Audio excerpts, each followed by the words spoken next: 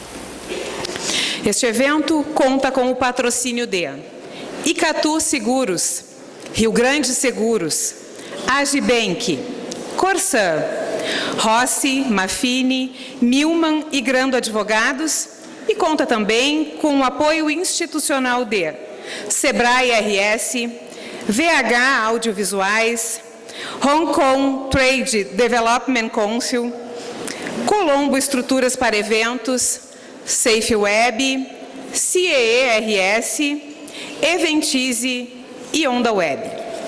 Agradecemos aos parceiros Convention Bureau de Gramado, a Liga Eventos e Joel Massotti, da Real Wood. A presidente da Federação, Simone Leite, agradece a presença de todos, destacando as seguintes autoridades. Deputado Elton Weber, representando a Assembleia Legislativa do Estado. Senadora Ana Amélia Lemos, João Alfredo Castilhos Bertolucci, prefeito de Gramado, e a primeira-dama Bianca Bertolucci. Dirigentes da Federação, presidentes de associações e câmaras de comércio, indústrias e serviços, demais presidentes e representantes de entidades de classe, senhoras, senhores, empresários, imprensa. Convidamos para o seu pronunciamento a presidente da Federação, Simone Leite.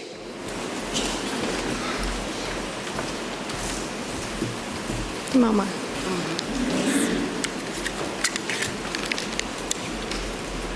Uma aguinha.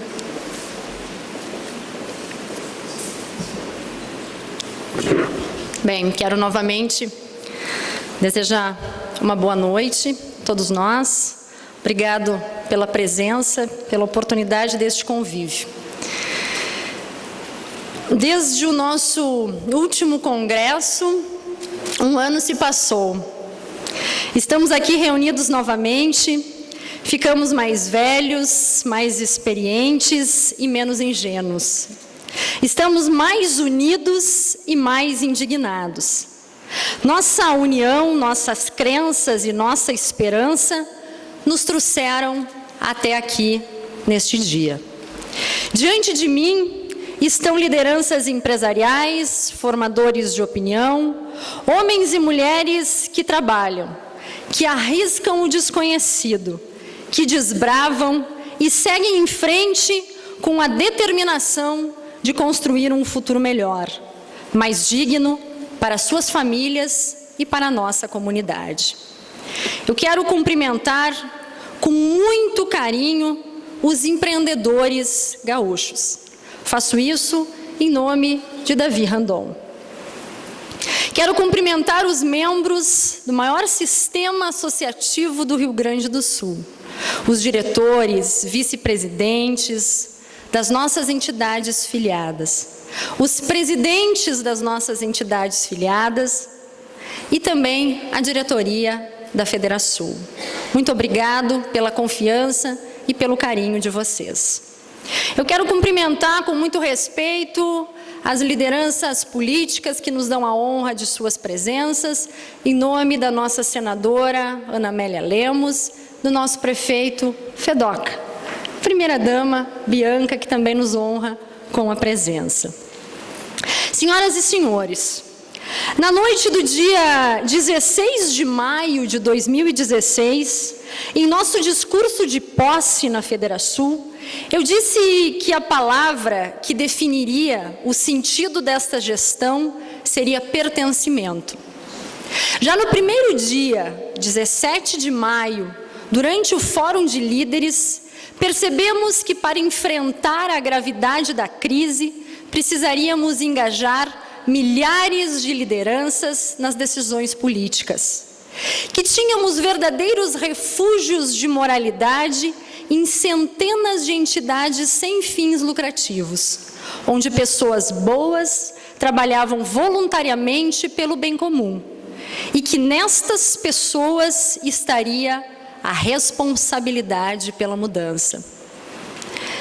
Há poucos dias atrás vivenciamos o caos, uma paralisação da força produtiva de nosso país, com prejuízos enormes, onde todos tinham opiniões enfáticas, ânimos exaltados, enquanto muitos associados exigiam de suas ACIs uma posição firme em favor das paralisações, muitos outros clamavam por uma manifestação pelo fim dos prejuízos, dos riscos que se ampliavam.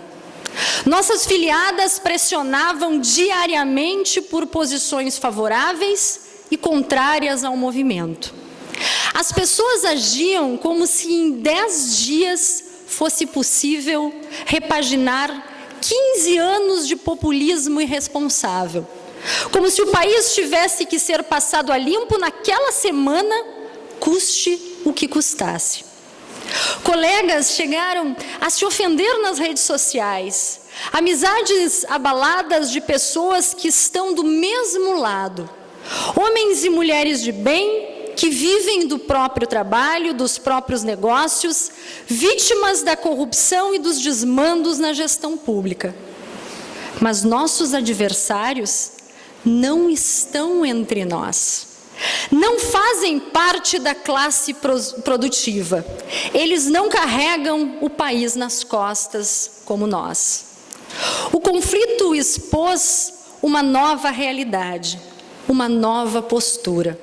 Milhares de lideranças buscando em suas entidades a representação do que acreditam, no sentido parte de um todo.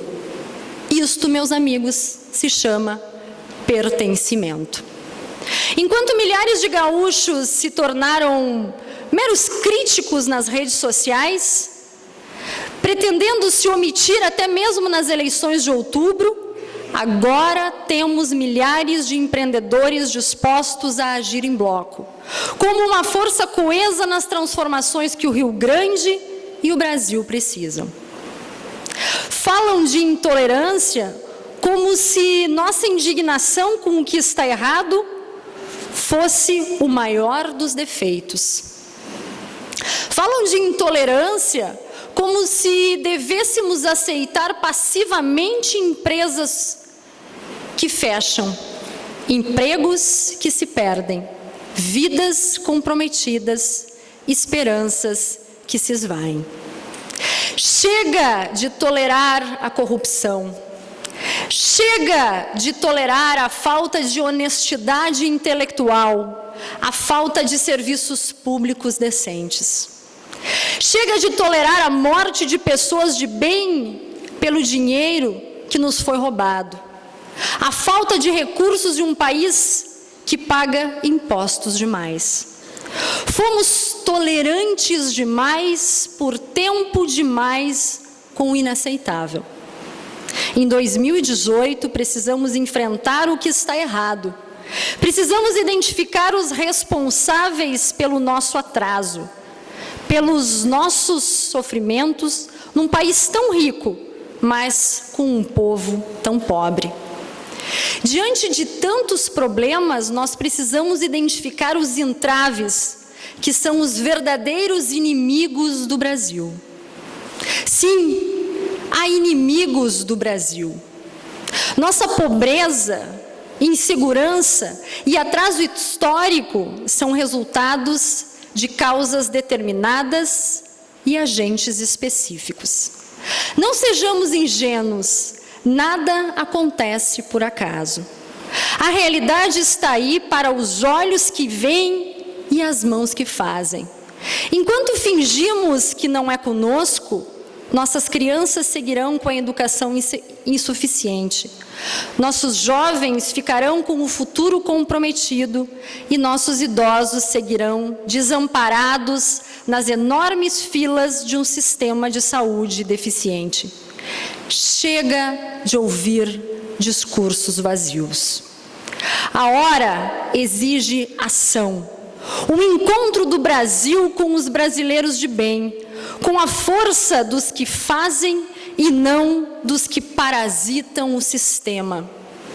O primeiro passo é não eleger políticos sem vergonha na cara. Não podemos mais menosprezar o voto, entregando a política para aqueles que não honram a responsabilidade que se propõe.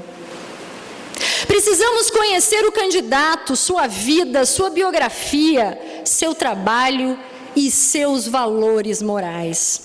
É isso mesmo, valores morais. A verdadeira liderança democrática exige moralidade e ética comportamental. E somos nós, cidadãos, que temos que fiscalizar e exigir correção de atitudes. Do contrário, o voto seguirá a valer muito pouco. E o voto é e sempre será um dos principais instrumentos de transformação e evolução de uma sociedade. Outra questão urgente e inadiável é a redução da carga tributária total em, no mínimo, 10%. O governo precisa tributar muito porque gasta mal. Além disso, tem muita gente que usufrui das contas públicas e pouco ou nada faz pelo nosso Brasil. Logo, se tivermos menos impostos, haverá uma consequente diminuição impositiva da máquina pública, cortando-se ainda cabides de emprego e cargos de favor. Desta forma, a diminuição dos tributos, além de deixar mais dinheiro na carteira dos brasileiros, forçará uma obrigatória inflexão pública no caminho da eficiência e da produtividade. Aliás, temos que falar também sobre os chamados direitos adquiridos. Durante anos de irresponsabilidade, algumas categorias organizadas se apropriaram de parte da legislação nacional, criando inúmeros privilégios, fantasiados em leis de encomenda. Com o tempo, a festa correu e a conta ficou cara demais para nós. Ou seja, antes de ser adquirido, todo e qualquer direito deve ser justo e economicamente possível.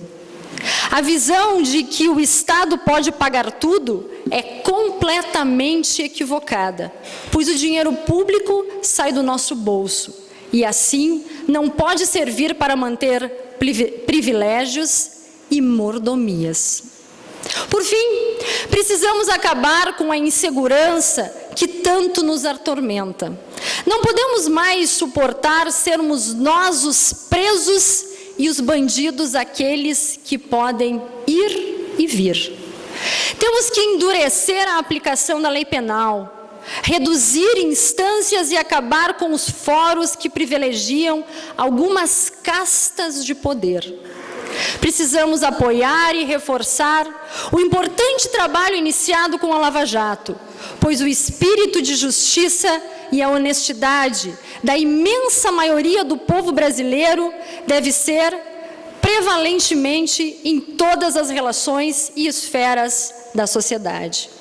Chegou a hora de avançarmos para uma nova página em nossa vida. Ao invés de divórcios partidários e separações oportunistas, precisamos unir os brasileiros em torno das ideias do progresso, da modernização institucional, da inovação e do crescimento econômico duradouro. Enquanto o ódio de alguns reduz o país, será com o amor verde e amarelo dos brasileiros que faremos juntos, através do trabalho, das ações, do associativismo e do voto, uma grande nação. Se não foi possível repaginar o Brasil em 10 dias de caos, que 2018 entre para a história do país como um ano em que homens e mulheres de bem, por 4 meses se sacrificaram, tomaram o futuro em suas mãos, esclarecendo a opinião pública, travando o bom combate contra cada um dos promotores do atraso, resgatando a honradez da vida pública com os valores da classe produtiva. Pertencimento. Pertencemos hoje a um bloco coeso de pessoas que vive do próprio trabalho, dos próprios negócios, irmandadas pelos valores morais da classe produtiva. E temos fé que, se cada um fizer a sua parte, com determinação e patriotismo, reerguiremos o nosso país, nosso Estado, nosso orgulho e a nossa dignidade. Que tenhamos muita força, muita coragem para atender a este chamado. Muito obrigada.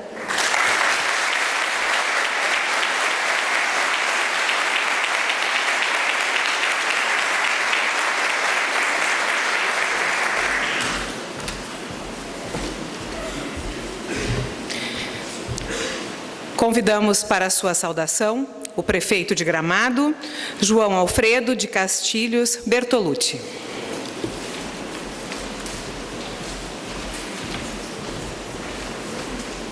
Obrigada.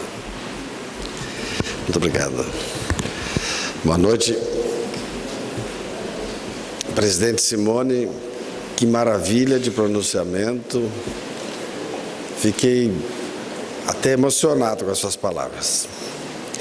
Senadora Ana Amélia, prazer em tê-la aqui. Deputado Elton Weber, nosso irmão querido aqui de Nova Petrópolis. Empreendedores, a minha esposa Bianca. Enfim, cumpre-me como anfitrião dar as boas-vindas a todos.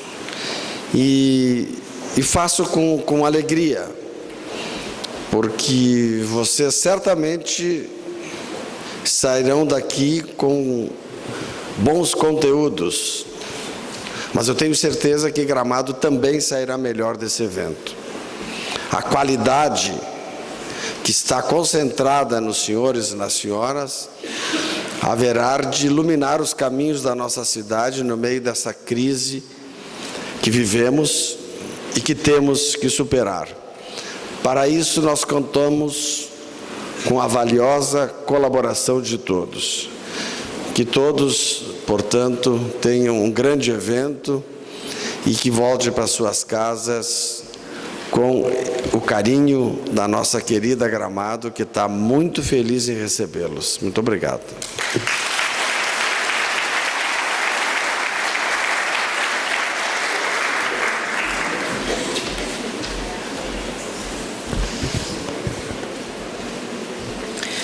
Convidamos para a sua saudação a senadora Ana Amélia Lemos.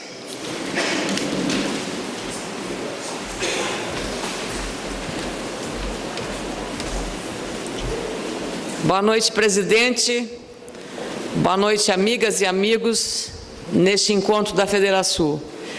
Eu queria agradecer a oportunidade de aqui, seguindo o nosso anfitrião, o prefeito Fedoca e a Bianca, cumprimentando o deputado Elton Weber, dizer que o pronunciamento da nossa presidente Simone Leite, ele bate no fundo da nossa responsabilidade.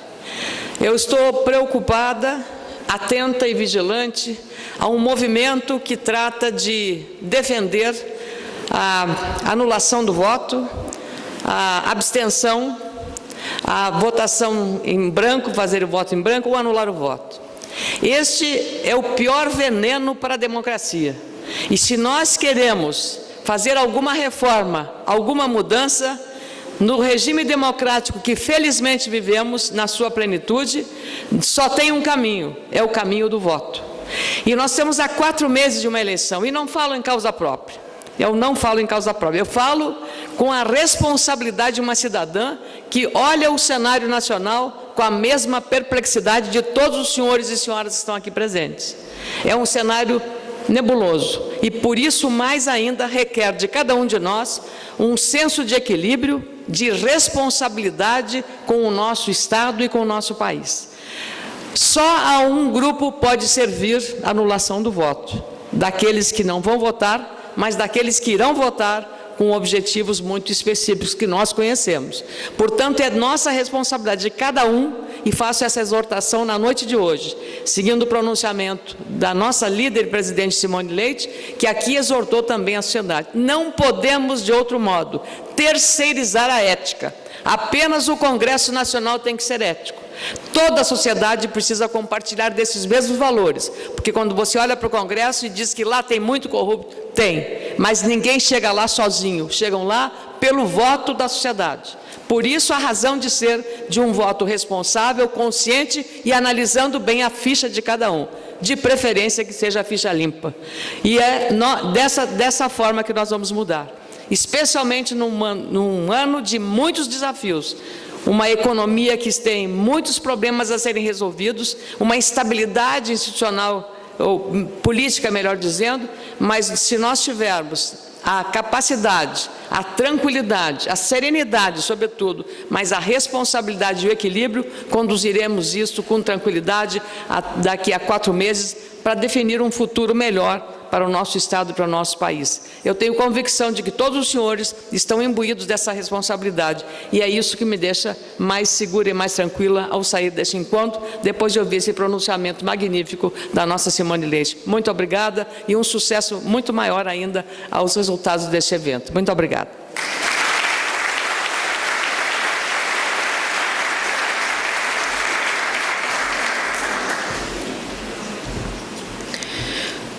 Convidamos para subir ao palco e proferir a palestra de abertura o senhor Davi Randon, presidente da Randon.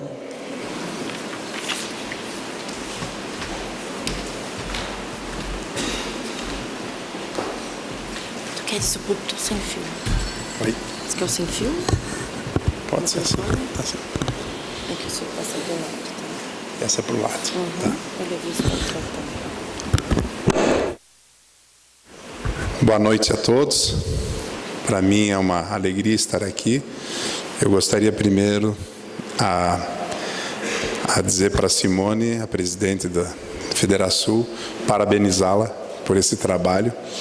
Realmente hoje foi uma tarde inteira muito bacana, muitas explanações, com debates muito interessantes.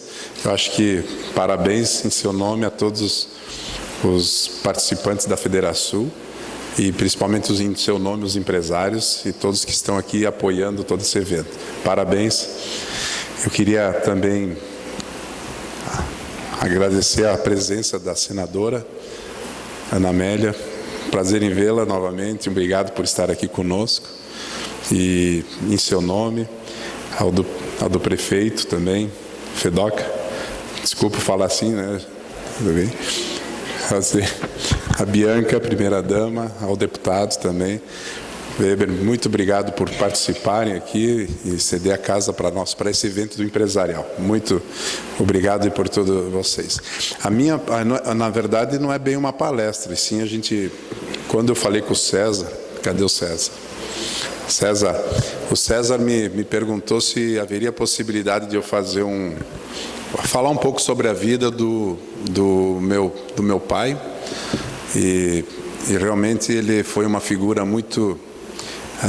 uma figura ímpar praticamente aqui no nosso estado, e não por ser meu pai, mas por conviver dentro do trabalho mais de 20 anos junto com ele no dia a dia.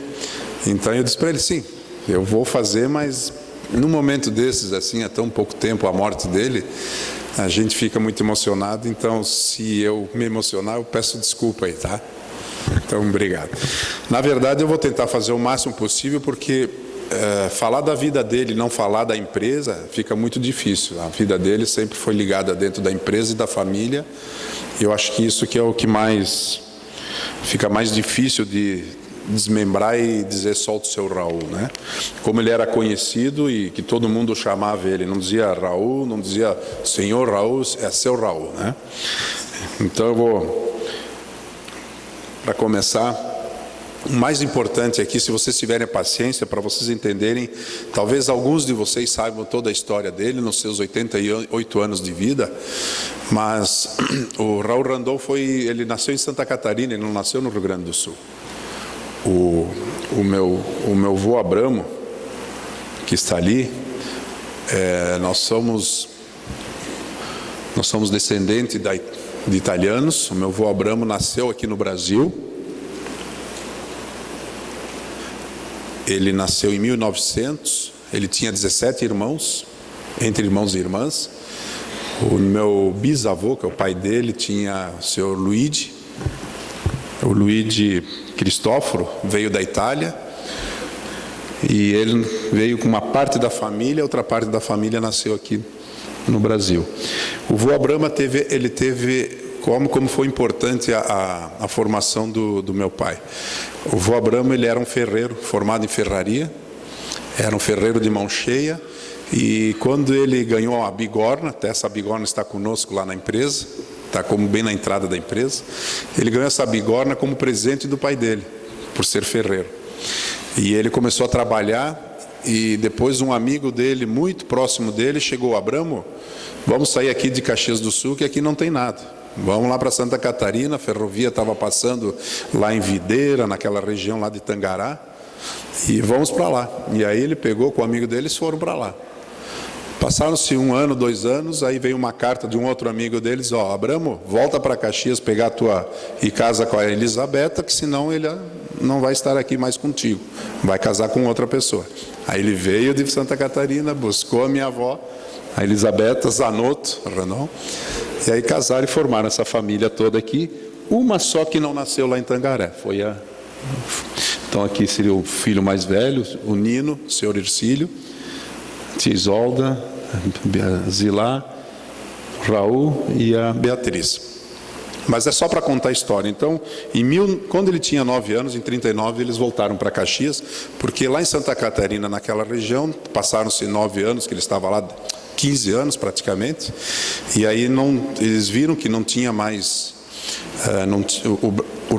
o Rio Grande do Sul estava crescendo mais, estava desenvolvendo mais, e minha avó, na visita dos parentes dela, quando chegou aqui, voltou lá e disse: Nono, vamos ter que voltar, vamos voltar porque aqui não tem nada, mas é Caxias que está crescendo.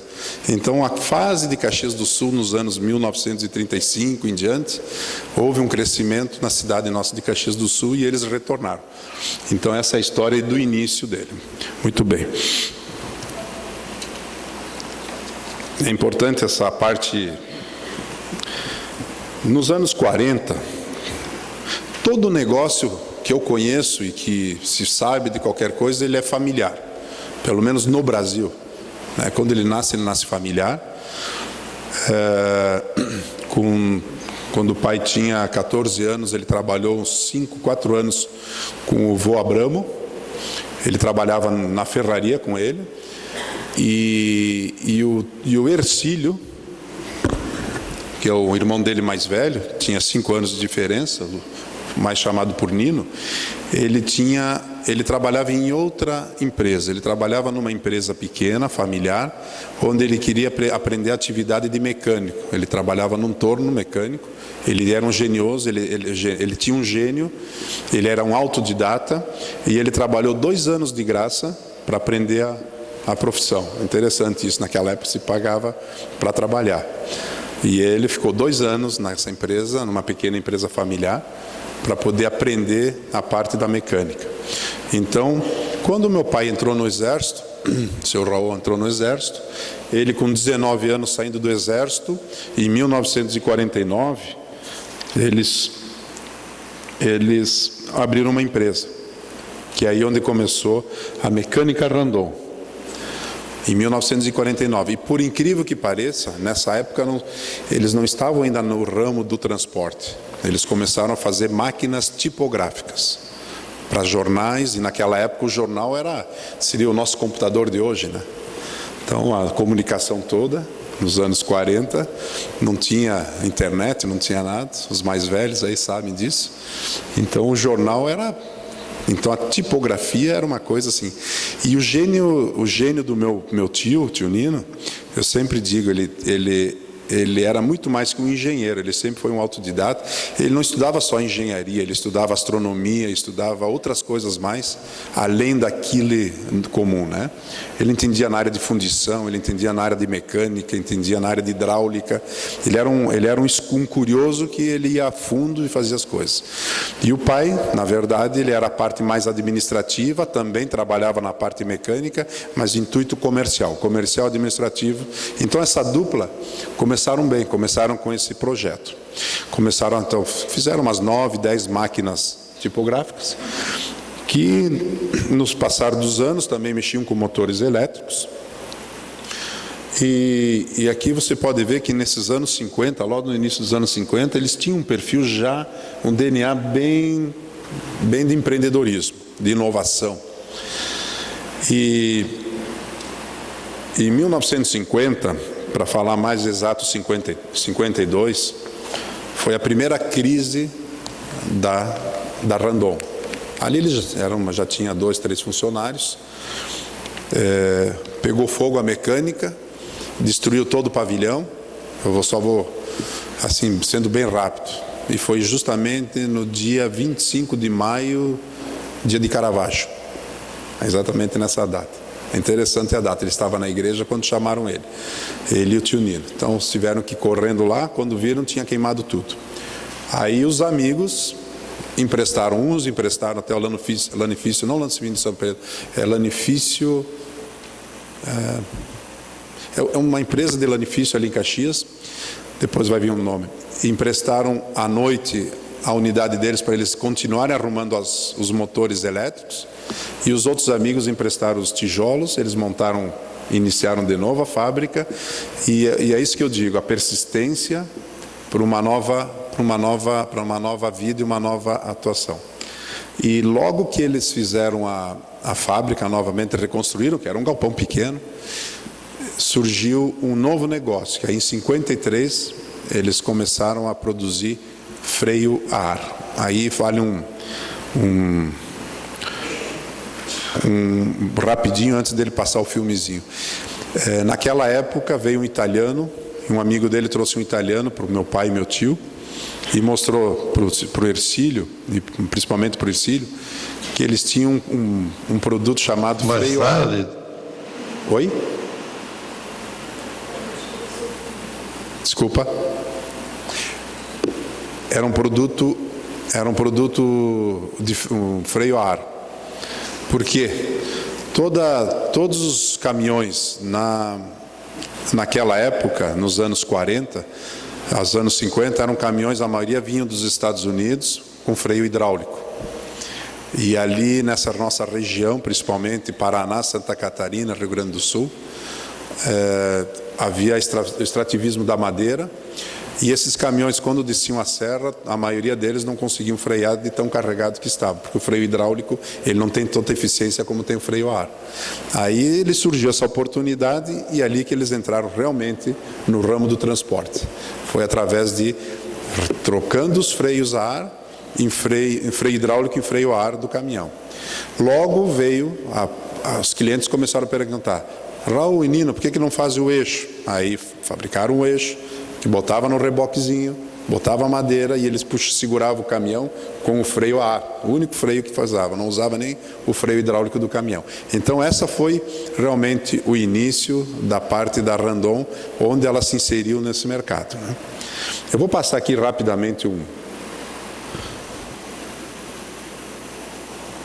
Mais tarde, então, chegou um amigo nosso lá, o Cláudio Corso, que tinha um caminhão, e chegou lá e disse: o Nino, né? Tinha um italiano que veio da Itália, aí, depois da guerra, né? E ele tem ideia de fazer freios. Então nós fizemos um freio reforçado, por reboque só.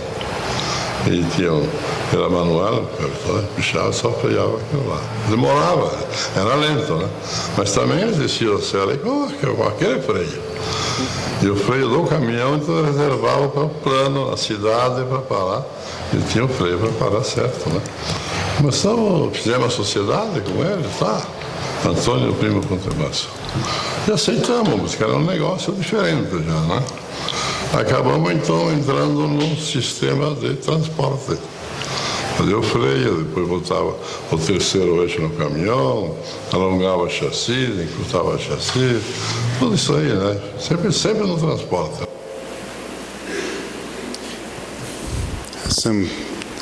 Então, nesse particular, então ali só para mostrar ali nós temos então um eixo, né? um terceiro eixo que adaptava no reboquezinho, e com o freio em cima, freio a ar, que são duas cuicas grandes.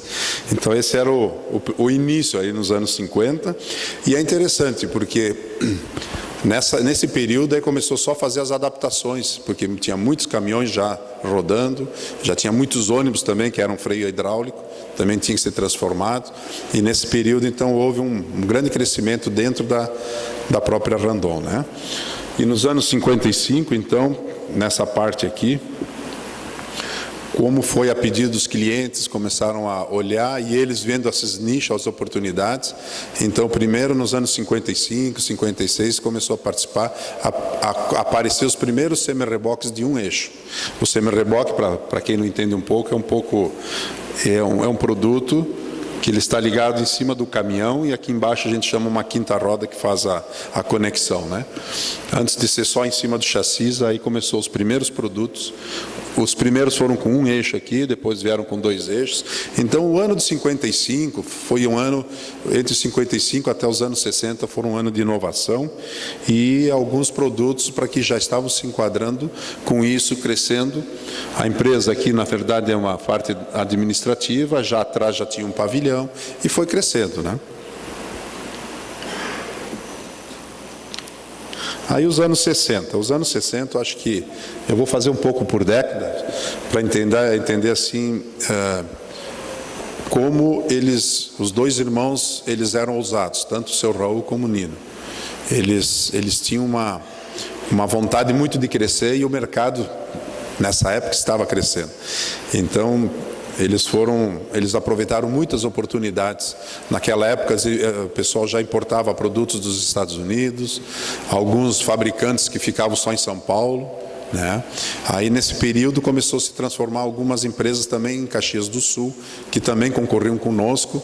Então foi uma época muito boa e ali eles aproveitaram muitas oportunidades, né?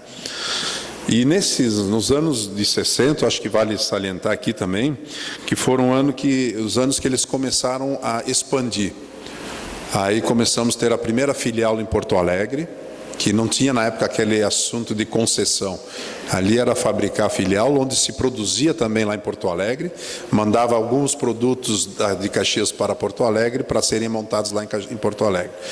Depois, na mesma década, se fundou a primeira fundação Abramo Randon.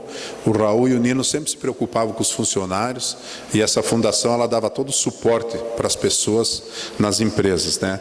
Era uma instituição fundação que apoiava mais ou menos 80 funcionários que nós tínhamos naquela época, né? Outro marco importante que eu posso salientar nos anos 60 é que o Brasil, naquela época, eles começavam, houve um período aí no início dos anos 60, um investimento muito grande do governo na época, na área da parte de rodoviária. E naquela época, nos anos 60, houve um investimento do IFC, o Banco Mundial na época. E quando esse investimento veio para fazer essas rodovias e asfaltar, havia uma exigência para o governo brasileiro que, se ele pegasse esse financiamento, ele era obrigado a fazer a lei da balança. Então, esse aspecto, o que houve de importante da Randon em cima da lei da balança? Nessa época da década de 60, quase os anos 70, tanto o Raul, com a parte principalmente comercial e junto aos governos, conseguiram praticamente, junto com o Nino, que era o engenheiro, a mostrar mais ou menos que perfil seria a lei da balança através dos produtos. Então, os primeiros produtos, as primeiras regulamentações em cima da lei da balança foi através do Raul e do Nino, com seus projetos que iam através do governo. Então, teve uma influência muito grande nesse período. Também teve no crescimento a expansão de novos produtos. Nos anos 60, a Randon crescia.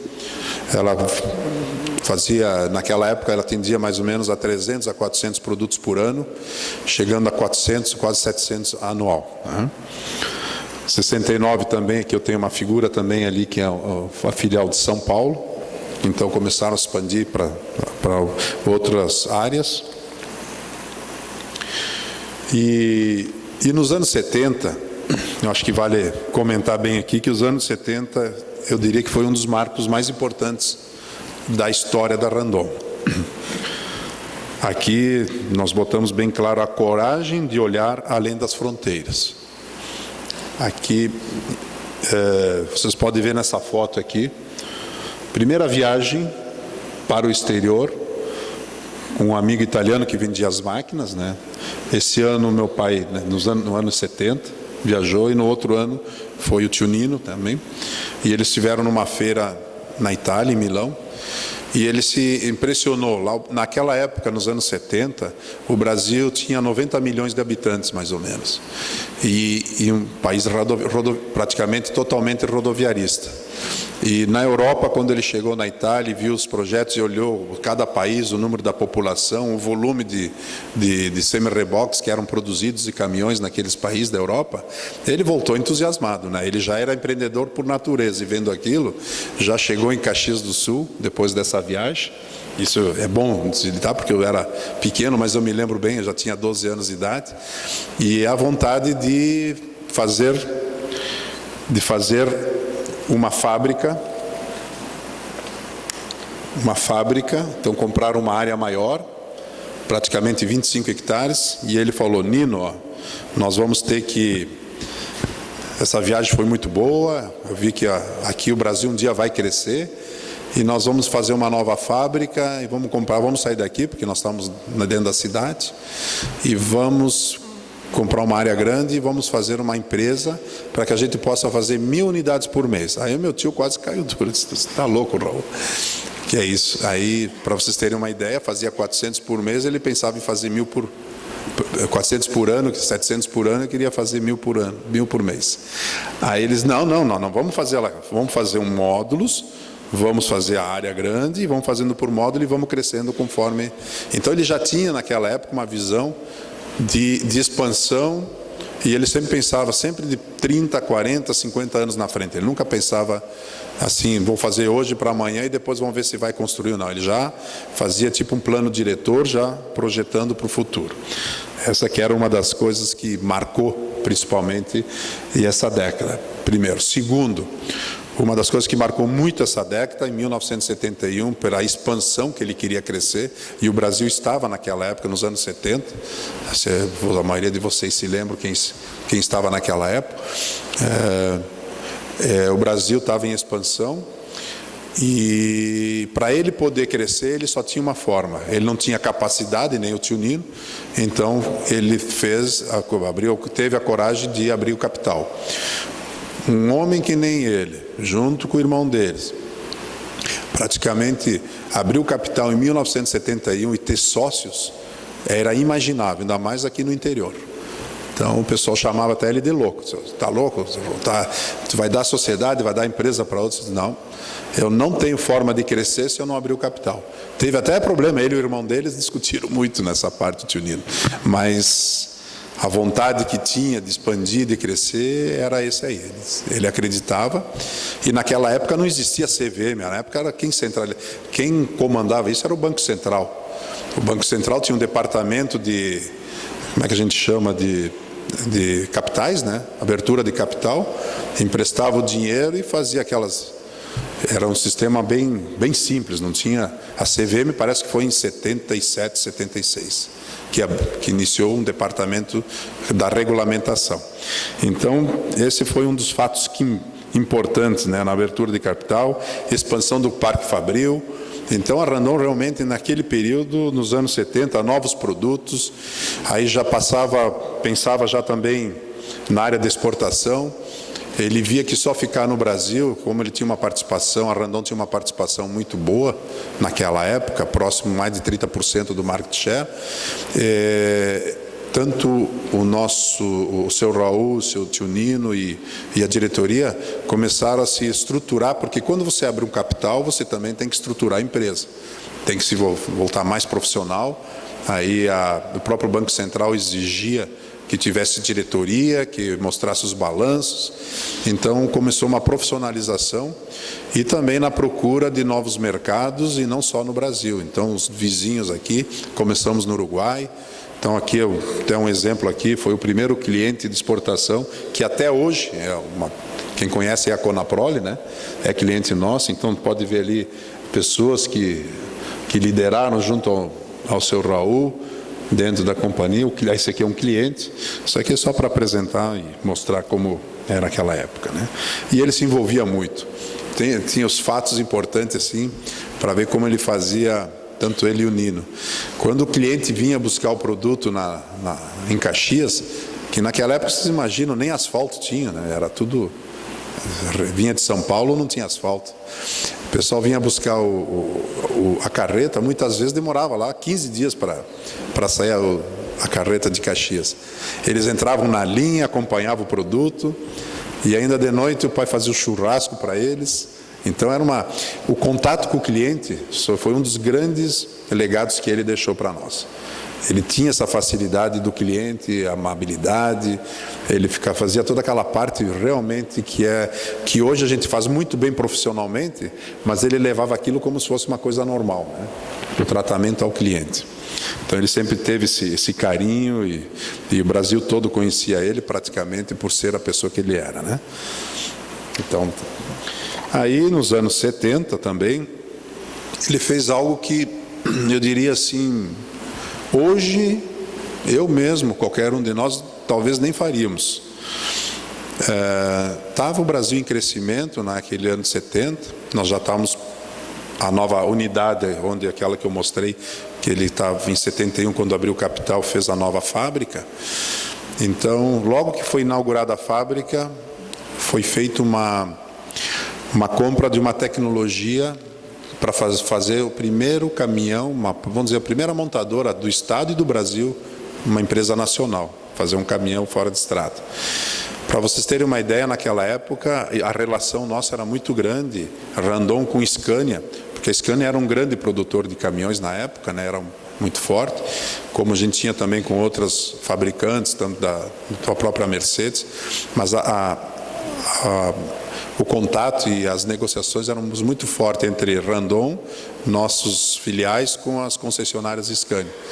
E o presidente da Scania, falando com meu pai, na verdade veio através de uma concessionária e através da própria Scania, que a gente tinha muita amizade, e pediu se ele não queria trazer uma tecnologia da Qualcomm, porque naquela época a mineração estava subindo no Brasil, então em termos de inovação ele viu como um outro novo negócio. Mas fazer carreta, que aí a gente media, como a gente chama, em dedo, que naquela época era meio, para tu fazer um caminhão, era uma diferença de tecnologia, é que nem hoje nós estamos trabalhando, vamos dizer, numa máquina agrícola e querer fazer computador. Eram duas coisas completamente diferentes. Então, ele pegou o desafio, começaram a fazer em 74, então inauguramos a fábrica. Até hoje produzimos esse caminhão, só claro, tecnologicamente foi mudando, como outros produtos também, né? Depois daí de 74. Na área de exportação também sempre foi arrojado, lá nos anos 77, então nós tivemos a exportação para a Argélia. Então nós estávamos principalmente na América do Sul e África, eram os grandes clientes que a gente trabalhava. E com a África, muita gente quer dizer que era muito difícil trabalhar, mas a gente tinha um trabalho muito forte de governos, porque naquela época lá na África, até hoje, né, quando trabalha diretamente a governos. Então foi o que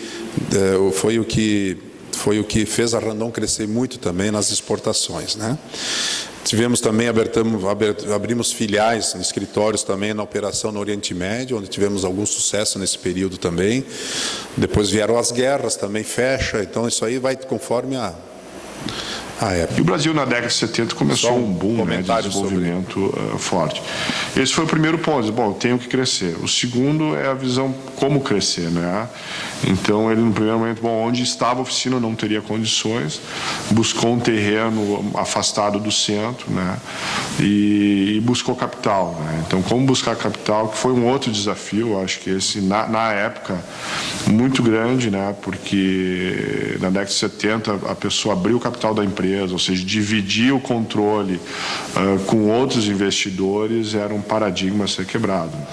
Até se comentava, aí o pessoal, tu vendeu, vai vender, então deu capital, coisa para outro, tá? Não, eu vou entrar sócio comigo, né? Eu não tenho capital de tudo para tocar, né? Vou entrar sócio. Tá bem, né? Foi a nossa empresa que abriu capital no Rio Grande do Sul, foi a segunda, se não me engano. Então, só para... De vez em quando eu passo alguns trechos ali, porque tentamos captar os trechos de conversa dele, para ficar mais... Então, alguns números eu acho que é importante, né? Nos anos 70, que foram anos muito promissores, crescimento. Vocês podem ver ali que nós temos ali 60, naquela época lá nos anos 70, ali a Randon participava de 60% de mercado. Ela tinha várias filiais, aí nos anos 70 praticamente tinha filial em todo o Brasil. Tinha também no Uruguai. Nós tínhamos naquela época mais ou menos 3.750 colaboradores e a produção nesse período cresceu 400%, né? E exportações multiplicadas praticamente por 20, né? Bom, década de 80, então 70 foi expansão, década de 80 dá para falar, alguns aí devem se lembrar, foi eu abriria em duas etapas. Uma crise muito forte do petróleo, que tivemos muitos desafios, exemplos de superação. Mesmo assim, com essa crise do petróleo, eu vou passar, depois eu volto. Com a crise do petróleo, nós, em 82, por estarmos muito alavancados naquela época, nós entramos em concordata, e foi em dezembro de 82, e não tinha outro jeito, ou entrava em concordato ou nós perderíamos a empresa. Tínhamos capital, mas não tínhamos dinheiro em caixa, estávamos muito alavancados. Foi um período de 10 anos, dos últimos 10 anos crescendo, e de repente, como aconteceu nesse período agora aqui recente, o mercado caiu mais de 50% com a crise do petróleo. Ele já vinha dando sinais, mas foi de repente, né? E conseguimos reverter essa concordata um mês antes de terminar ela, em 84. Mas ali, eu gostaria de dizer que, aqui eu só estou dando os números, nesses 2 anos, internamente, e ali que foi nesse período que eu entrei na empresa, internamente houve uma mudança muito grande, principalmente em desafios, né? Eu acho que vale a pena ele falar um pouco depois. Quando nós fizemos concordata na Randon, naquela época lá, que era aquela crise, 1980, então eu reuni meus diretores, 7 ou 8 diretores, e digo, isso num sábado de manhã, vão me ajudar a levantar o concordata, porque entre nós todos fizemos isso aí, né? Tudo que é bom é dos diretores, quando faz coisa errada é o presidente. Essa vez não, estamos todos nós juntos, né? E, naquela oportunidade, nós estávamos, eu diria, bastante vulneráveis, porque estávamos saindo de um processo de expansão muito acelerado e que, por ter sido bastante acelerado, ele encerrava algumas ineficiências de gestão. A gente tem que reconhecer isso com toda a humildade, né? Cometemos, como gestores, coletivamente, uma série de equívocos. O mercado, do dia para a noite, sumiu, e também, como consequência do processo de expansão, nós estávamos muito vulneráveis pelo peso de um processo de endividamento muito elevado e centrado no curto prazo.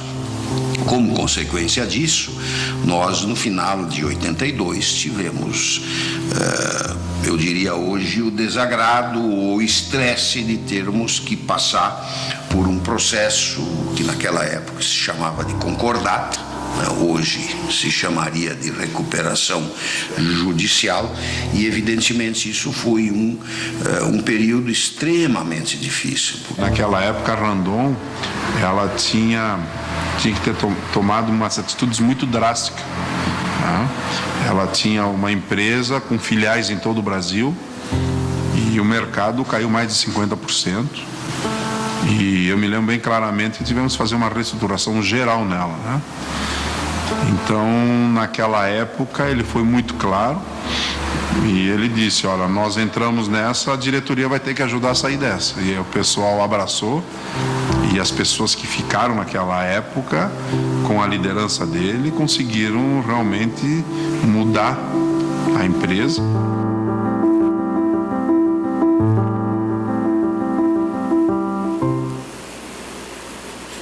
Bom, mudou.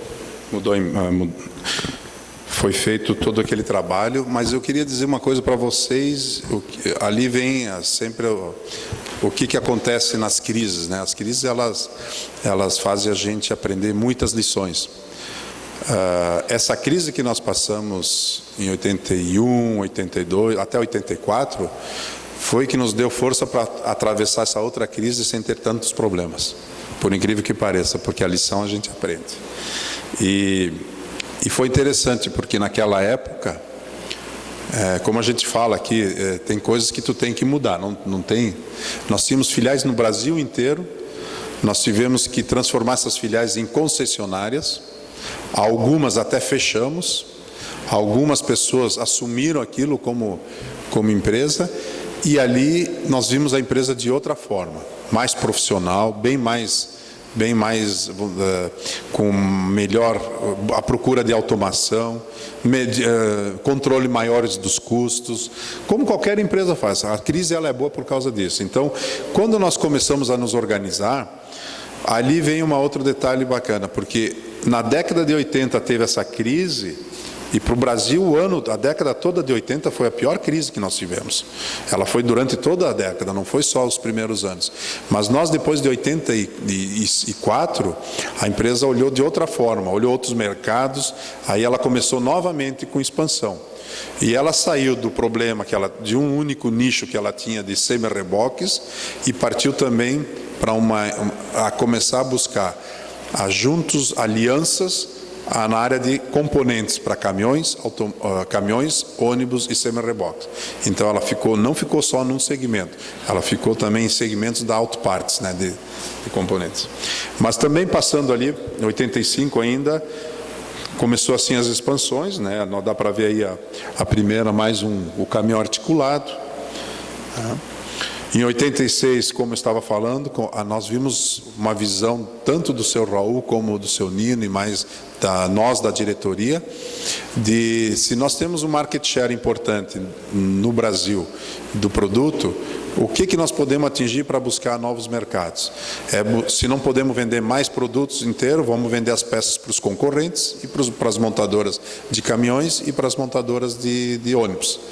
Então foi essa a história que houve então, além do semi-reboque, começamos a produzir peças em toda a cadeia, né? E aqui então eu vou passando por década e vocês vão ver que, então em 86 nós fizemos a primeira joint venture com os americanos, liderada pelo Raul, sempre querendo ter o controle.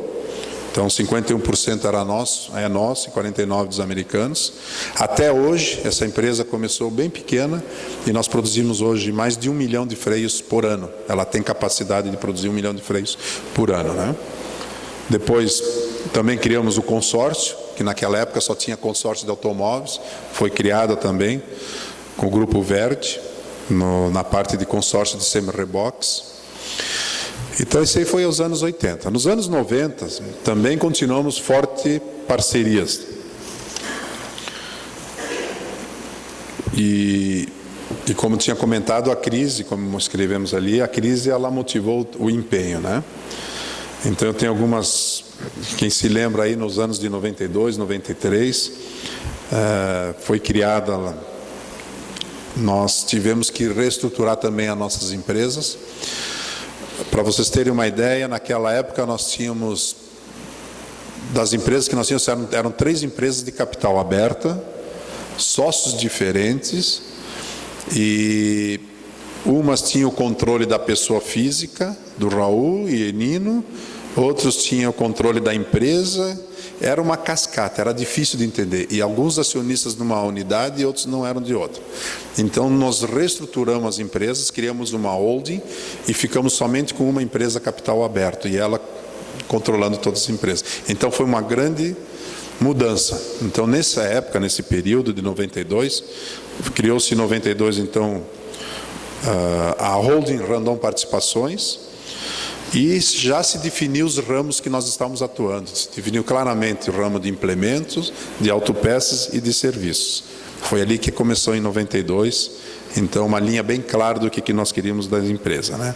E criamos também, continuamos crescendo. Na Argentina foi a primeira empresa fábrica fora do Brasil, começamos a produzir.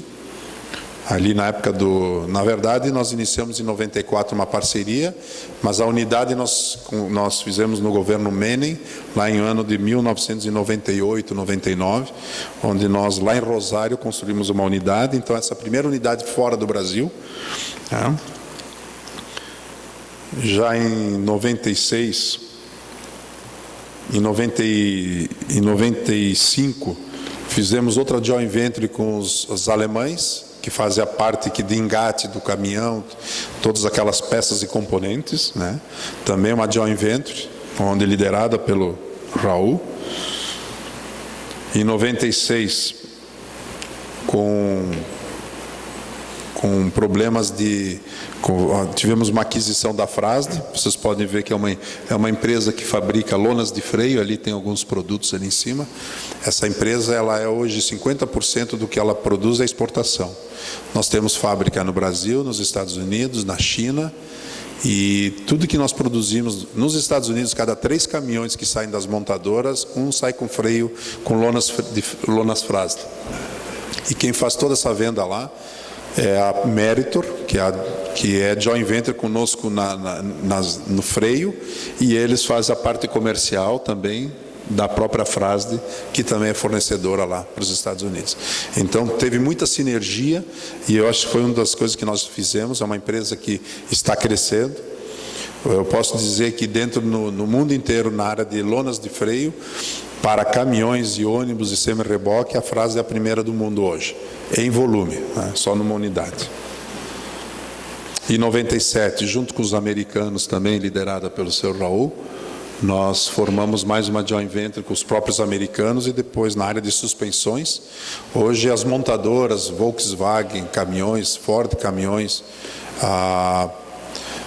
alguns produtos da Mercedes e alguns produtos da Scania e da Volvo, nós fornecemos suspensão.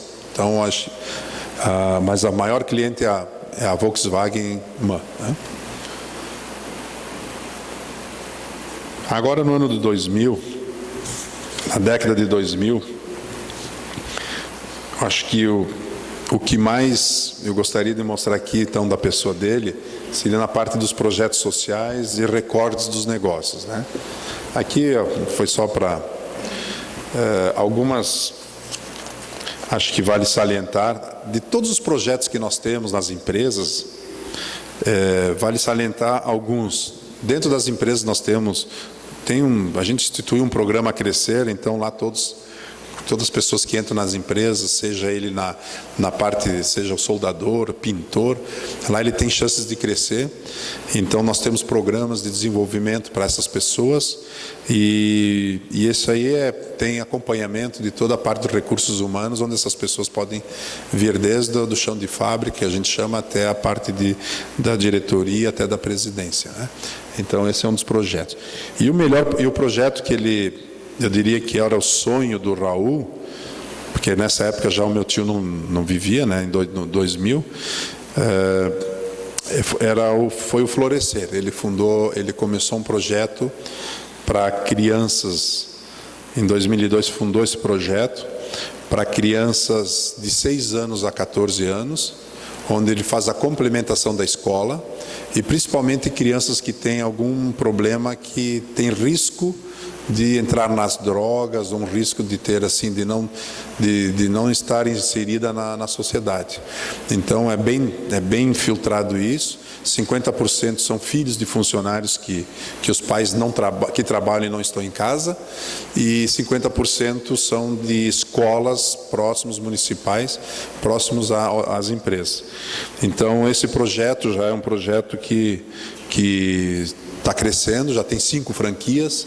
Hoje nós somos mais de 1.100 crianças assistidas.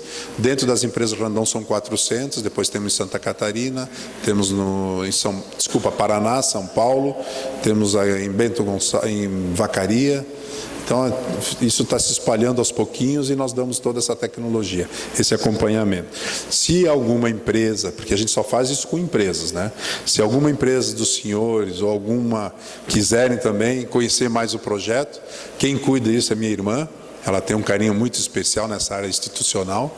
Ela se dedica praticamente o tempo todo nessa área, e girando o Brasil inteiro e dando essa tecnologia, né?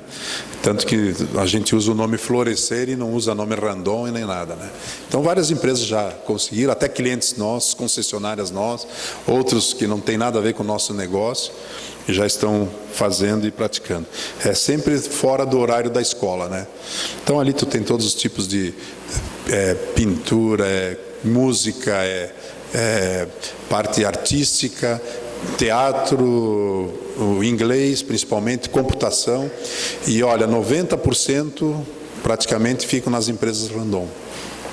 Os outros 76% na Randon. Os outros 25% é por atividade. Muitos vão para o comércio, muitas vão para o serviço, então, para a área de serviço, então não ficam dentro da empresa. Mas a maioria, nós captamos essas pessoas. E vocês não imaginam a qualidade da mão de obra e a capacidade desses jovens. Aí, em 2003, também começamos mais uma era nova na área de tecnologia, da Mastertech, na pintura de películas, né? Aqui é só para passar, para mostrar que a década do ano 2000 foram épocas boas.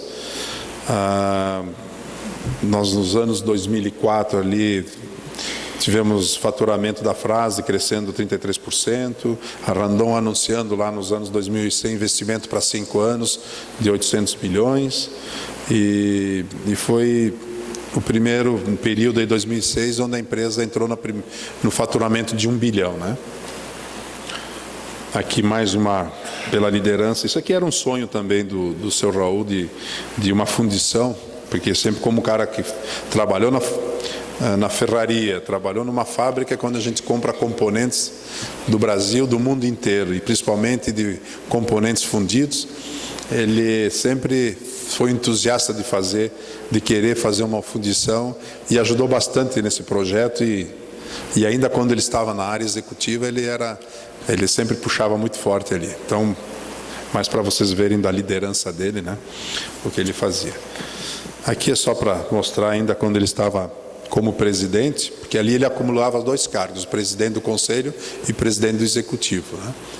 E aí foi um dos maiores lucros da época, em 2008, e fecha exportações com a Argélia, só mais para apresentar. Eu acho que o mais importante aqui, até com 2008, por ali, a gente sentia que ele não queria mais ficar na área executiva. Já eu e meus irmãos já estávamos tocando, não especificamente com o cargo de presidente, mas nós, como vice-presidente das empresas, nós já estávamos dando suporte para ele, já como se fosse tipo um treinamento, né? Mas ele liderando. Lá em 2009, então, ele saiu da presidência executiva. Nós ficamos 2 anos e pouco até discutirmos se quem assumisse a presidência seria alguém da família ou seria um executivo, né? Ele foi muito sábio na época, ele disse, vocês, entre irmãos, sócios, vocês é que vão ter que definir quem vai ser o presidente. Mesmo que tinha conselho, que tinha empresas que têm acionistas, né, na Randon, eles, vocês como majoritário, vocês vão ter que definir. E foi bacana, porque nós fizemos um trabalho interno com assessoria, e a gente já vinha trabalhando já desde 97, 96 com uma consultoria, a própria família, e nós nos reunimos os irmãos, vimos o perfil do presidente, tanto eu como meus irmãos poderíamos assumir, mas aí meus irmãos me escolheram e foi aceito pelo conselho, aceito pelos acionistas, então eu assumi em 2009 aí na parte da sucessão. Só para mostrar, em termos da liderança dele, ele nunca se deixou apertar, mesmo não pela parte do estudo, mas pela parte da inteligência que ele tinha e poder de persuasão das pessoas. Ele tinha um conhecimento muito grande. Então, 2009 foi um grande marco também, porque ali na Randon, praticamente, a maior dificuldade era saber se numa sucessão, como é que seria a empresa, né? Porque um líder que é líder, para tu substituir o líder, não é fácil. E 2009, então, nós fizemos eu assumi como presidente e começamos, então, tive a liberdade, junto com meus irmãos, de fazer um trabalho, e aí mudamos um pouco o rumo das empresas, e eu queria mostrar um pouco aqui para vocês, que em 2009, então, começamos com a nova marca, lançamento da marca corporativa, que antes era Randon Implementos, aí depois, Empresas Randon, que depois eu vou chegar lá onde eu quero mostrar, 2009. E o que eu queria mostrar nesse quadro, para mim, é o mais importante, que é por décadas, e eu chamo isso aqui de uma evolução permanente das práticas de gestão, né? Eu só frisei alguns pontos ali, 1971, que teve a Companhia Aberta, é uma marca de gestão, na parte de gestão, né? Práticas de gestão. 96, nós tivemos representantes dos acionistas minoritários, então começou o Conselho de Administração, ele começou a aceitar que tivesse os minoritários nas reuniões, pela liderança dele. Aí de 96 até 2009 houve outras coisas, né? Entrada do Conselho Fiscal tanto na Randon como na Fras-le. Então houve muitas práticas de governança, né? 2009 então assumi como presidente, mas aqui eu vou ser bem claro, quando eu assumi nós criamos um comitê executivo. As decisões não era única, era uma decisão em colegiado. Nesse comitê éramos em 8. Na verdade, da família 2 e 7 executivos, e esses executivos eu tinha de 35 anos de idade até 70, então vocês imaginam administrar várias tipos de ideias e ações, então foi um período, não foi fácil, foi muito difícil, mas... E eu acho que outra mais importante aqui também, e o mais importante também aqui, é que nós começamos também com práticas da gestão, como programa de ética e compliance, projeto de gestão de riscos, que agora nós estamos entrando nisso aí. Isso aí é um mapa só para vocês verem, né? Eu vou ter que acelerar aqui, tá, pessoal? Eu me passei um pouco no tempo aqui. Então, na 2010, recordes, aquisições e desafios, né? Aqui mais aquisições dentro desse período aqui já da segunda geração. Então aí era um concorrente ali, que era a Fole. Hoje está em Santa Catarina com expansão da empresa na área de refrigeração. A Fras-le adquire a Controil também, que é uma empresa que faz sinergia às empresas, né? E esse hoje, só para acelerar um pouquinho, na nova gestão, aqui nós somos, o que toca a todas as empresas aqui é esse grupo de 4, e o Alexandre hoje, com o falecimento do seu Raul, ele veio assumir ele já era o vice-presidente do conselho, então ele fica hoje como presidente do conselho, e nós criamos aqui um comitê de estratégia, que esse comitê trabalha quinzenalmente. Nós estamos já nos preparando que, se um futuro, nós queremos profissionalizar 100% aqui, e quem sabe lá vai ter um presidente executivo, e a família pode trabalhar nesse comitê e no conselho. Então, uma preparação para o futuro que a gente está olhando, pensando nas empresas, né? Então está bem claro, isso aqui uma vez uma pessoa toda coordenava todas as empresas, e num projeto com essa crise que nós tivemos nesses últimos 3 anos, dividimos, fizemos uma pessoa responsável para toda a parte de montadora e uma pessoa responsável por toda a parte de autopeças, e o Daniel, que é o meu irmão, que é o vice-presidente administrativo financeiro, ele fica com toda a parte a gente chama dos serviços compartilhados, da parte de compliance, da parte de suprimentos de holding, toda aquela parte mais de back-office, né? Isso aqui chegou a ser estrutura de 8 pessoas, né? Vou tentar passar rápido ali para não sei se eu não esqueci nada. Ficou uma estrutura mais enxuta e mais focada, e as decisões são muito mais rápidas, né? E delegamos mais para a própria, abaixo aqui dos CEOs, com toda a diretoria. E está dando resultado muito melhor, viu? Aqui bem rápido, porque a palestra mais aqui é sobre a pessoa dele, né? Inspiração para muitos e para sempre, né? O seu Raul, ele era uma pessoa que ele não cuidava só da família e da empresa, ele era uma pessoa que ele se inseria na comunidade, ele era muito preocupado com a comunidade. Então, ele já recebeu mais de 200 prêmios, e ele era uma pessoa que, esse prêmio que ele recebeu aqui da Universidade de Pádua, esse foi o último recebimento, de doutor honoris causa, ele não recebeu só porque ele era o Raul, porque ele construiu um patrimônio, uma indústria, etc. O que ele ganhou esse prêmio foi pelo trabalho social que ele fez, não só pelas empresas, mas principalmente por toda a comunidade onde ele estava inserido. Então esse prêmio, doutor honoris causa, só foram 2 brasileiros que receberam, Jorge Amado da Bahia, lá no ano 2009, 2007, não me lembro, e o Raul Randon que recebeu. É uma universidade de 800, vai fazer 800 anos, e realmente nós estivemos lá com toda a família, até para prestigiar ele, e foi um evento muito bacana e me impressionou assim a distinção que ele teve das pessoas, do reitor de lá e de todo o corpo docente da universidade. Muito bacana realmente, e ele ficou muito feliz naquela época, e foi o ano passado em maio, se não me engano, foi em maio.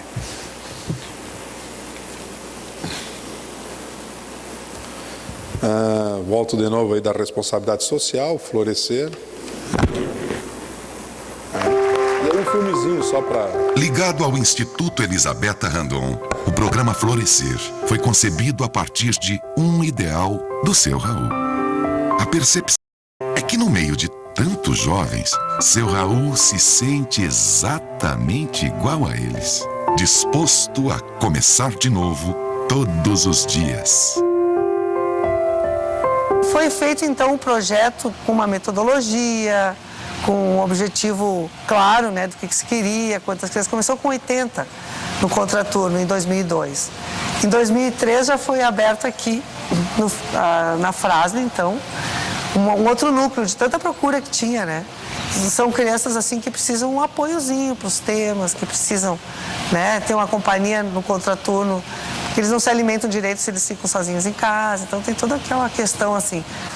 Depois de muitos anos, né? Eu vou na massagista e ele está lá numa escada, o cara pintando, e quando eu chego lá, eu digo, tio Raul, eu quero. Aí ele desceu, esse cara, tu me conhece? Eu sei, eu sou casado, tenho filho, agora estou acertando uma Kombi para fazer o transporte para uma empresa, tá tudo alegre, tudo bem, oh, parabéns, digo. Pelo menos já valeu tudo isso aí por esse só.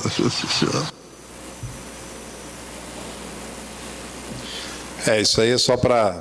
Ele está se referindo a uma pessoa que passou no Florescer, né? E quando viu, ele estava lá trabalhando e tudo.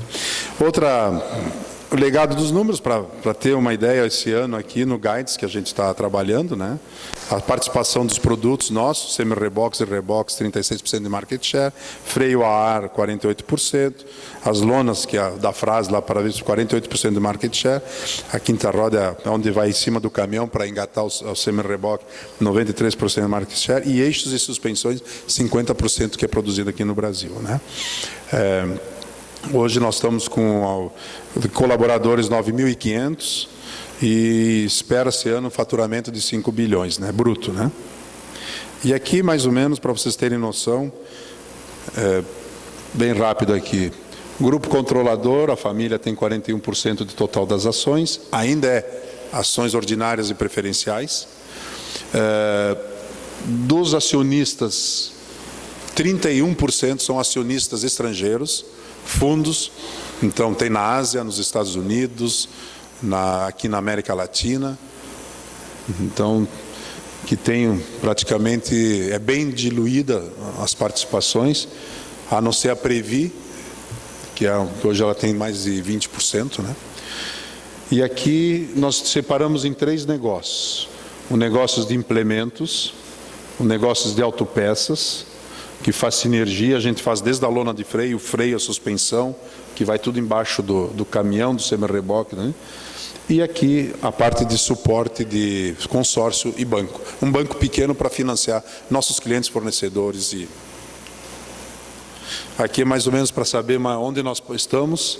Então, praticamente, na área de fábricas, nós temos 20 fábricas, unidades industriais espalhadas. Boa parte está aqui no Brasil, mas nós temos no Uruguai, na Argentina, nós temos nos Estados Unidos, na China, na Ásia, fábricas industriais. No mercado africano nós temos então alguma coisa na parte de linhas de montagem que a gente manda em CKD, né? E nós temos também centros de distribuições na América do Sul, aqui nos Estados Unidos, no México, na Alemanha, na Ásia também, no sul da África, que vai muitos componentes que a gente vende, né?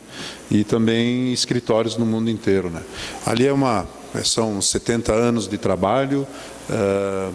Hoje as exportações total representa quase 18% do que as empresas faturam, e depende do ano, quando o mercado está muito bom no Brasil, que às vezes o Brasil vai altos e baixos, então esse percentual diminui, e a nossa expectativa no futuro é que isso aí cresça mais na área de exportação, né? E os 4 pilares, que eu sempre chamo isso, os pilares que sustentam a continuidade das empresas, né? Falando bem rapidamente aqui, nós temos então expansão do negócio, ou em Greenfield ou em M&A, Mentside digital. Hoje a parte digital está crescendo cada vez mais. Nós estamos trabalhando muito forte também dentro, diretamente ao cliente, internamente na fábrica de processos, pensando já, trabalhando a empresa para 4.0, na parte global, Randon global, expansão global, diversos continentes, buscar novos mercados, e o que mais também, aqui não tem por ordem, sustentabilidade. Então, tudo que se faz dentro das empresas, interno e externo, seja na parte do meio ambiente, seja na parte da fábrica, seja na parte de inovação de novos produtos, a nossa preocupação é que ela seja altamente sustentável, né? Aí entra gestão de meio ambiente, gestão do novos materiais recicláveis, tem todo um trabalho em cima disso, né? E esses 4 itens que recebem.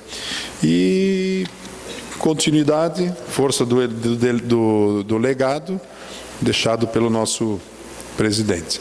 Aqui eu gostaria só de falar, dentro da família, a gente tem os encontros familiares e a gente sempre mapeia 5 itens, desses todos que estão aqui, para nós o mais importante está responsabilidade social, união, simplicidade, religiosidade e empreendedorismo, né? E claro, as outras que estão em branco era o que o seu Raul também tinha na mente dele, que além de falar, ele praticava, né? Persistência, pessoas, competência, realização. E aqui eu gostaria de falar o seguinte,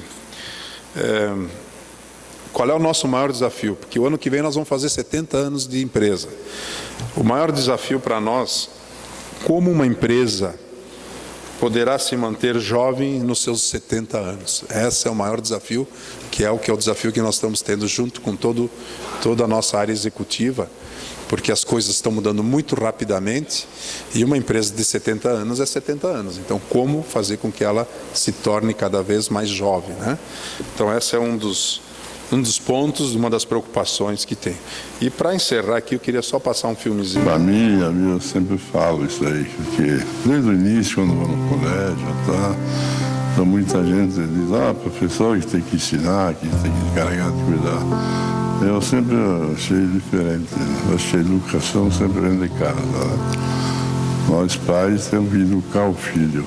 Os professores vão ensinar a ler, escrever, todas essas coisas, né? Mas não educar o filho, né? A empresa ela vai e vem, essas coisas, cada família, tu tem que segurar ela sempre junto, né? Eu tenho uma expressão esses dias, até posso falar, assim, o meu último netinho, estava no colégio, os irmãos fizeram um pedido para todos os guris, pediu o que seria a melhor coisa que eles gostam, né?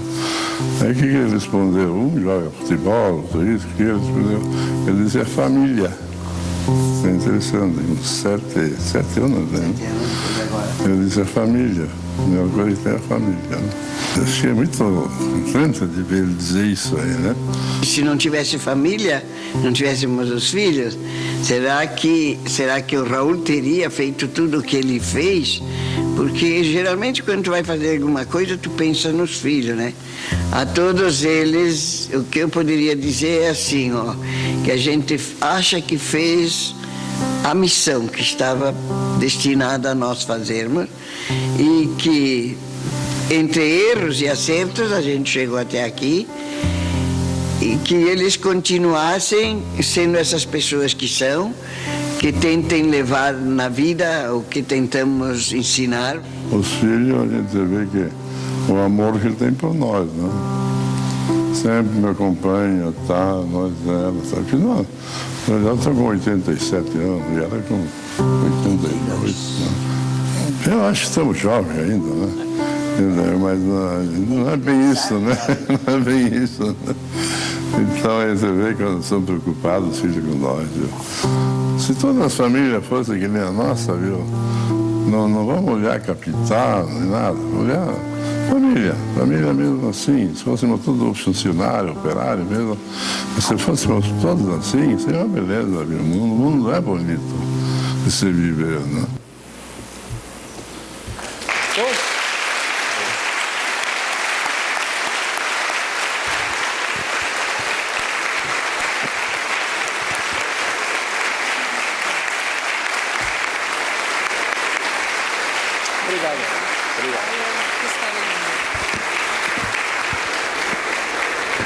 Só queria agradecer porque tentei mostrar os três lados do Raul, não só o lado fábrica e nem pessoa também, principalmente da comunidade. E é difícil falar, até porque a gente viveu muito tempo junto. Mas obrigado, viu?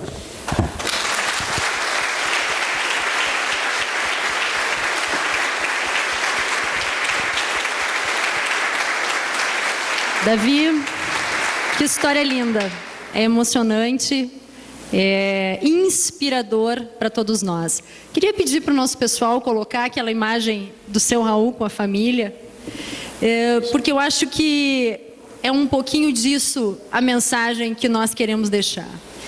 Pode ser chimango, maragato, gremista, colorado, pode ser de direita, pode ser de esquerda, mas os gaúchos são unânimes em entender que esta foi uma grande história e o seu Raul nos deixa um grande legado. É sem dúvida uma inspiração para cada um de nós que desbrava o desconhecido, que empreende, que se arrisca com muita coragem, com muita determinação. Mas também é sem dúvida um exemplo para nós de que vale a pena a gente se esforçar, a gente querer um futuro melhor em nome das nossas famílias.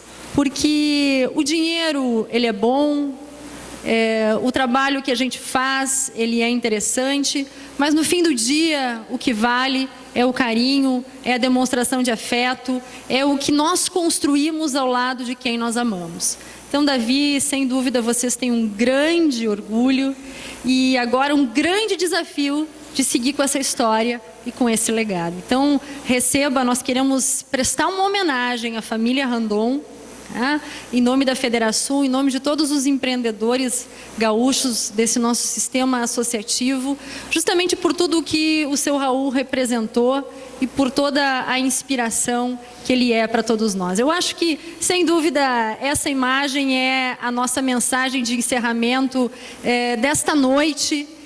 No momento que a gente fala tanto sobre empreendedorismo, falamos tanto sobre questões políticas, sobre questões econômicas, sobre dificuldades, mas no fim, sempre vale a pena. Então nós queremos entregar para ti, Davi, um reconhecimento, né?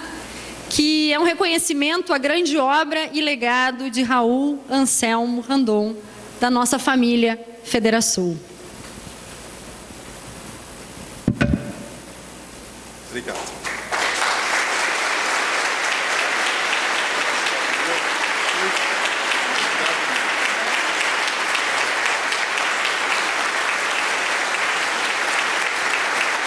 Agora nós vamos ficar aqui, tu vai pra lá e tu tira foto com o pessoal aí atrás.